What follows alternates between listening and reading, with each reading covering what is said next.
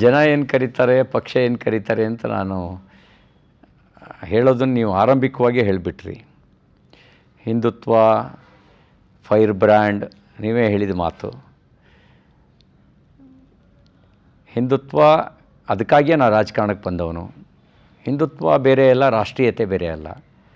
ರಾಷ್ಟ್ರೀಯತೆ ಹಿಂದುತ್ವ, ಹಿಂದುತ್ವನೇ ರಾಷ್ಟ್ರೀಯತೆ. ಹಿಂದುತ್ವ ಬಿಟ್ಟ ಇನ್ಯಾವುದೇ ಸಂಗತಿಗಳು ಅದು ಪರಿಪೂರ್ಣ ರಾಷ್ಟ್ರೀಯತೆ ಆಗಲಿಕ್ಕೆ ಸಾಧ್ಯ ಇಲ್ಲ. ನೀವು ಸಾಮ್ಯವಾದವನ್ನು ರಾಷ್ಟ್ರೀಯತೆಗೆ ಸಮೀಕರಿಸೋಕ್ಕಾಗತ್ತಾ?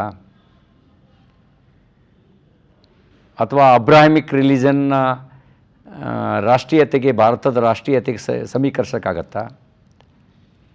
ಯಾವುದೂ ಸಮೀಕರಿಸೋಕ್ಕಾಗಲ್ಲ. ಹಿಂದುತ್ವ ಮಾತ್ರ ಈ ಭಾರತದ ರಾಷ್ಟ್ರೀಯತೆ ಅಂತ ಹೇಳ್ಬೋದು. ಜನ ಏನು ಕರೀತಾರೆ, ಪಕ್ಷ ಏನು ಕರೀತಾರೆ ಅಂತ ನಾನು ಹೇಳೋದನ್ನು ನೀವು ಆರಂಭಿಕವಾಗಿ ಹೇಳಿಬಿಟ್ರಿ.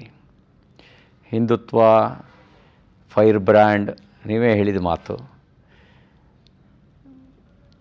ಹಿಂದುತ್ವ ಅದಕ್ಕಾಗಿಯೇ ನಾನು ರಾಜಕಾರಣಕ್ಕೆ ಬಂದವನು.